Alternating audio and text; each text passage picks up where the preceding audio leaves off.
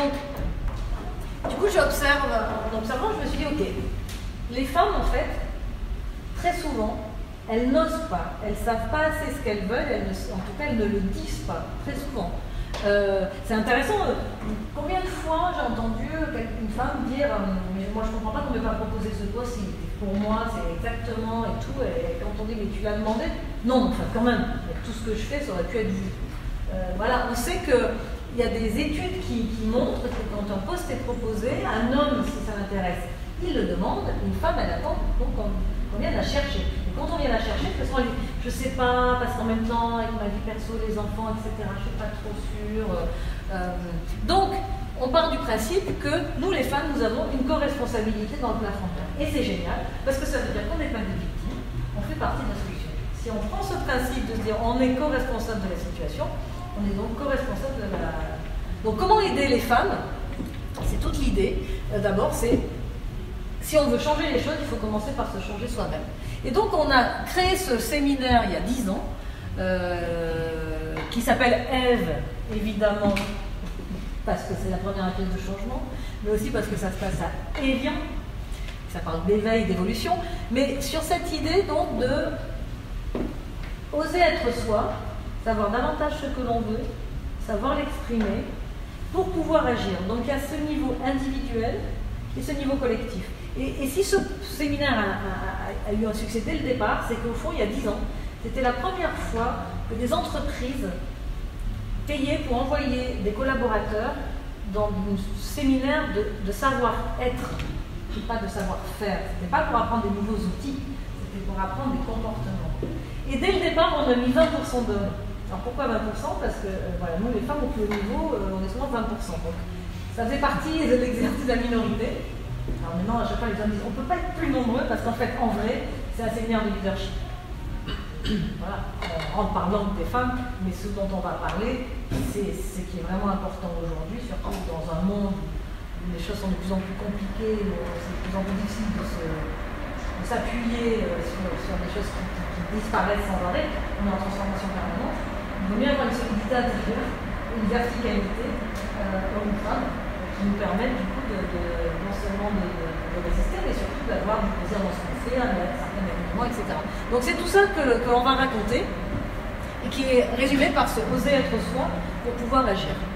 Alors, aujourd'hui, donc ça a grandi, dès le début ça a fonctionné, et ce que je trouve intéressant, c'est que donc moi je suis Danone, mais c'est L'Oréal qui nous a demandé de monter un séminaire en Asie, puis L'Oréal et Orange et Danone en Afrique. Donc on a 3 éditions annuelles, on est sur liste d'attente, enfin, ça marche très très bien, et c'est même inquiétant d'ailleurs parce que moi je pensais que petit à petit ça allait disparaître, et au contraire, on sent que, voilà, homme ou femme, hein, je le dis à nouveau, on a vraiment besoin aujourd'hui de ces séminaires qui nous permettent d'être plus fort en fait, et en étant mieux dans sa peau et plus fort, on est aussi contagieux et on embarque les gens. Donc, tout ça est un cercle vertueux. Bon voilà, ça c'est les entreprises qui envoient plus de 30 personnes par an.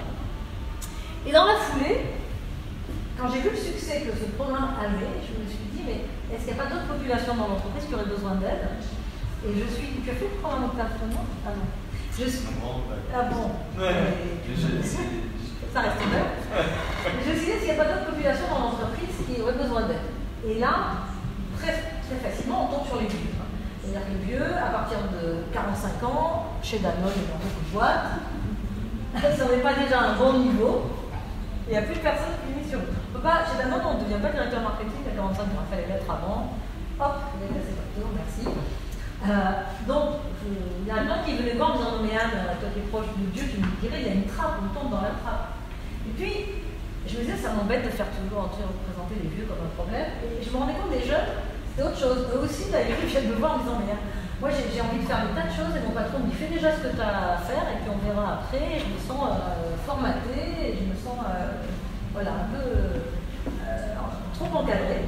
Et puis, je me suis dit, tiens, en fait, il y a la génération du milieu, elle est comment dire, compactée entre des comportements de baby boomers et des pratiques de Gen Y. Donc c'est très compliqué aussi de gérer finalement des équipes diverses. Donc je me suis dit, tiens, je vais faire un séminaire cette fois en mêlant les générations. Et la première idée, c'était les générations se font entendre pour mieux s'entendre, pour vraiment comprendre les différences de fonctionnement et surtout le fait qu'on a beaucoup plus de choses en commun que ce qu'on peut imaginer au départ. Donc l'idée du nom, Octave, c'était, d'abord ça me fait marrer d'avoir une famille à prénom, hein. J'ai une ancienne publicitaire, en fait, je manie le concept avec amusement. Et donc Octave, c'est l'idée que l'entreprise serait comme un piano sur lequel on ne jouerait que sur les octaves centrales de la génération au pouvoir entre 30 et 50 ans, hein, et déguisant les octaves graves, les plus âgés, donc, et les octaves les plus jeunes. C'est ça l'idée du nom. Et là, cette fois, le thème c'est oser être soi et être acteur dans un monde qui bouge. Parce que j'ai commencé donc avec les générations sont entendues pour mieux s'entendre, et puis je me suis rendu compte que le sujet n'était pas là. Il y a toujours eu des générations dans l'entreprise. Mais ce qui change véritablement les comportements des uns et des autres, ce sont les nouvelles technologies qui changent le rapport au travail, au pouvoir, au savoir, à tout. C'est ça la disruption. Quand on parle d'une disruption, ubérisation, etc., c'est tout ce que les nouvelles technologies ont permis. Donc il va nous falloir, en fait, du coup, l'enjeu de ce programme, c'est justement de se dire on peut ne plus être de génération Y ou milléniaux, ce que vous voulez, mais on se doit d'être d'une culture Y. Une culture Y, c'est la capacité évidemment à s'adapter à ce monde qui change, c'est la capacité à travailler en mode projet, à avoir un réseau, à être voilà, vraiment les doigts dans la prise du monde qui change. Et autant elle est centripète, ça part de moi, pour aller vers le monde, Octave est centrifuge, ça raconte le monde, et une fois que je l'ai compris, quel que soit mon âge, en fait, j'ai un rôle à y jouer. Et autant Ève qui est passé monolithique, finalement il change plus, alors que Octave il change tous les ans. En 2012, on apprenait encore à faire de cofinitive, vous imaginez même quand j'étais plus jeune. Aujourd'hui, on va parler de transition écologique, qu'est-ce que c'est, pourquoi c'est important, on va parler de neurosciences, on va parler d'intelligence collective, on en a toujours parlé, etc. Donc c'est... Et ça marche parce qu'en fait, l'âge n'est pas un... l'âge n'est pas une barrière. À nouveau, le sexe n'est pas, le genre n'est pas une barrière et l'âge n'est pas une barrière. Très souvent, on se le met soi-même. Donc, quand on vous donne des clés de lecture de ce qui est en train de changer, ben, voilà, on peut agir. Et là, c'est intéressant parce qu'autant Ève, les femmes, c'était... D'ailleurs, Octave était beaucoup plus difficile à monter. Toutes les entreprises me disent oui, les femmes, il faut qu'on fasse quelque chose et tout, on y va. Octave, génération, on s'en fout.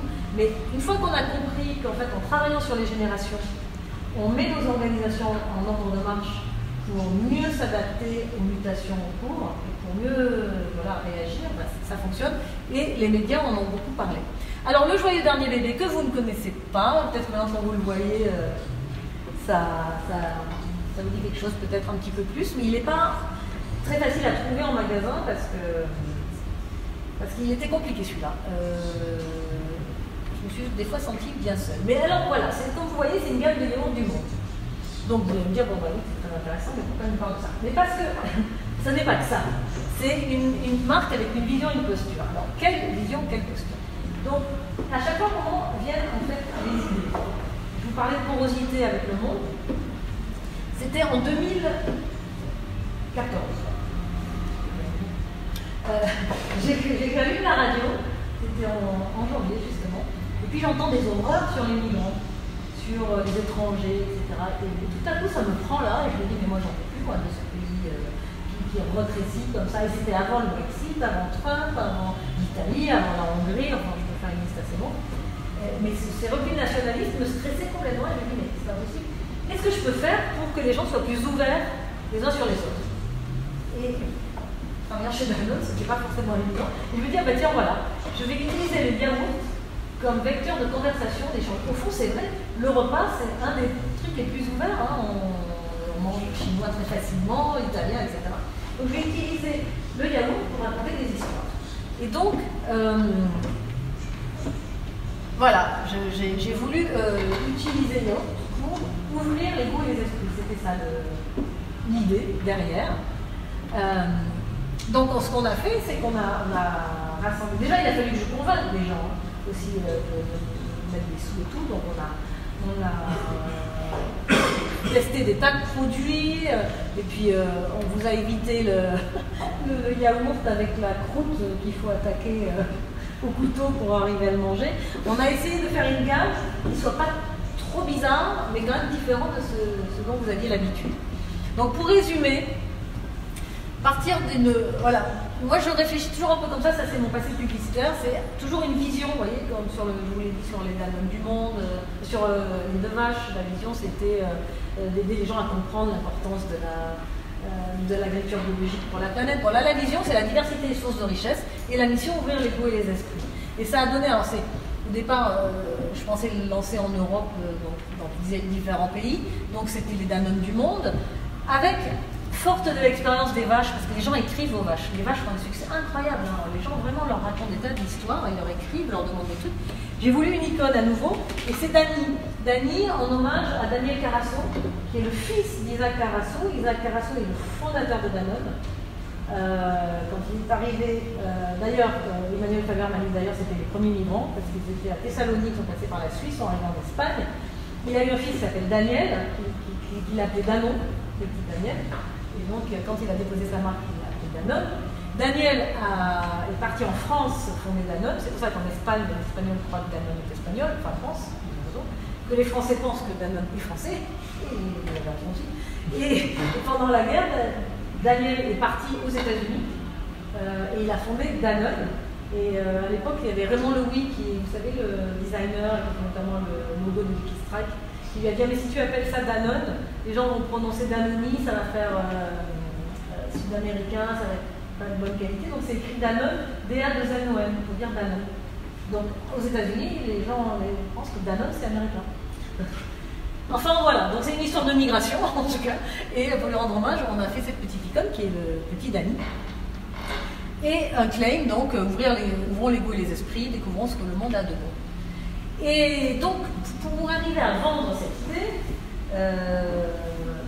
moi je vous en ai parlé sur ce qui, moi, parce que ça a été épouvantable pour le faire accepter, parce qu'il fallait beaucoup d'argent, notamment pour faire ce produit, dont je reviendrai tout à l'heure. Donc si je racontais juste des histoires de société, je suis un peu devant pour vous en fait, je suis un peu même côté, pardon. Il faut aussi parler business. Donc voilà, je racontais que c'était, il se passait plus grand chose depuis un moment sur le rayon frais, hein, à part rajouter des fruits différents et tout. Là, c'était des nouveaux usages et moments de consommation. Donc il y a celui-là qu'on peut utiliser en cuisine, l'ayran qui se boit et qui est légèrement salé pendant le repas, le lassi qui se boit aussi et qui apaise les épices indiennes, et le skyr qui est donc, c'est celui où il a fallu du capex, parce qu'il a fallu investir dans une machine. Et ce qui est bien, c'est que moi, comme je suis transversale, je ne suis pas à la division produits laitiers. Donc quand ils me disent, mais non, c'est pas possible, on ne sait pas le faire, je leur dis, comment ça, vous ne savez pas le faire, vous rigolez ou quoi? Vous êtes le numéro 1 du yaourt dans le monde et vous ne savez pas faire le skyr? Non, je ne crois pas. Et si j'avais été dans cette division, je l'aurais su, puis je n'aurais même pas tenté, je n'aurais même pas osé dire, mais faites-toi skyr. Donc le skyr, il est incroyable parce qu'il est hyper protéiné, sans matière grasse. Normalement, hyper protéiné, sans matière grasse, le truc c'est du ciment. Alors que là, on dirait de la crème fraîche. Parce que c'est un processus de ultrafiltration. C'est ça la machine qui est compliquée. Et donc c'est islandais. Et ça, mesdames, messieurs, c'est le vrai grec, d'accord? C'est pas le à la grecque que vous consommez. De marque, c'est pas une muesli, je sais pas quoi. Non, ça c'est le vrai grec. Stragisto, qui veut dire strain et qui veut dire goûter. Enfin bon, bref. Parce qu'on ne peut pas dire yaourt. Enfin, c'est une autre histoire. Bon. Donc, voilà ce qui a été lancé et comment on a expliqué de quoi il s'agit. Et juste, parce que je crois que je n'ai pas mis les chiffres, mais en tout cas, ce truc, vraiment, j'ai ramé, il faut savoir ce que j'ai ramé pour que ce truc existe. Et malheureusement, après, c'est les pays qui l'ont récupéré, donc ils ne sont pas tellement sur cette... Moi, il m'anime, ce produit m'anime, ou cette marque m'animait parce que j'y voyais quelque chose de plus grand que juste une somme de produits, mais vraiment un regard porté sur les étrangers, sur les migrants, sur la connexion entre nous tous. Mais bon, bref, du coup, la France a mis pas trop de sous là-dedans. Rien qu'en un an, c'est 14 millions d'euros quand même. niveau des ventes, donc c'est quand même pas mal. Bon, et j'ai voulu quand même incarner, comme je vous le disais, la démarche. Donc, malheureusement, c'est un lieu éphémère, donc il est fermé depuis, parce que je ne suis pas arrivée à le rentabiliser. Mais l'idée, c'est Atlas, la cantine du monde, qui était une incarnation du concept, où en fait, on avait des dîners, par exemple un dîner syrien, les Syriens venaient nous raconter la Syrie, on mangeait syrien, et tout le monde autour des tables, et c'était absolument formidable. Voilà, créer une communauté de gens qui pensent comme vous. Et donc voilà, j'avais écrit un petit manifeste et je pense que c'est cette première phrase qui est vraiment importante.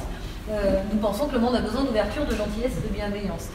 À nouveau, pourquoi ce truc cette marque était congruente? C'est parce que elle est déjà je l'ai portée de bout en bout avec une vraie conviction, avec des choses tripales, quoi, pas juste j'étudie ce que les gens ont besoin, puis je leur ramène. Non, interrogez ce qui est important pour vous, quoi. Et ça va vous donner envie de vous dépasser et d'y aller. Et moi, on m'a fermé la porte, je suis repassée par la fenêtre. Et quand on me disait que c'était pas possible, j'allais voir une autre personne, et puis j'ai essayé que c'était possible. Enfin, ça a été beaucoup de... D'ailleurs, j'avais des camarades chez Danone qui disaient mais arrête, tu n'as pas laissé ta peau, c'est quand même qu'un yaourt. Et je dis non, c'est pas un yaourt, c'est une vision du monde. Voilà, c'est ça qui donne de l'énergie. Et néanmoins, ça aussi c'est intéressant. Parce que quand on lance une gamme de yaourts, je peux vous dire que les journaux, on passe dans LSA, etc. Mais on ne passe pas dans Le Monde, dans Oui Demain, etc. C'est... Parce que voilà, BFM Business descend à sa façon de voir la différence. Ça montre à nouveau que quand on lance quelque chose qui a un impact business, bien sûr, sinon on ne laissera jamais le lancer, mais un impact social et qui raconte des histoires, les médias, je ne vais pas vous parler à vous des médias, mais ça suit quoi. Voilà. Et voilà, la conclusion. Ne laissez pas le bruit de l'opinion des autres étouffer votre voix intérieure. C'est sûr, quand on parle d'innovation, on se réfère encore à Steve Jobs. Mais voilà, c'est important, c'est vraiment important que vous ayez la capacité d'entendre ce que votre petite voix intérieure vous dit, malgré tous les bruits, les gros bruits de l'opinion des autres. Et autre chose aussi, je sais que on parle beaucoup d'intelligence collective, etc. Moi, j'avoue que j'ai besoin, quand j'ai une idée, de la dessiner, de la rendre concrète avant de la livrer en pâture. Parce que tout le monde a une opinion sur tout. Si j'arrive avec un truc qui n'est pas assez précis, tout le monde nous dit ah ouais, mais non, tu devrais faire ça, puis tu ressors, tu voulais venir avec ton cheval, tu ressors avec ton dromadaire. Donc, ce que je dis, c'est que moi j'arrive avec un bébé, je sais déjà sa couleur d'yeux, je sais déjà sa couleur de peau, je sais déjà la couleur de ses cheveux. Et après, au moment où je dis s'il vous plaît, est-ce que vous pouvez m'aider pour les vêtements, pour faire le lit, pour faire la chambre, pour la décorer, pour la peinture, pour les sous, pour tout ça. Mais essayez d'arriver déjà avec une idée un peu solide.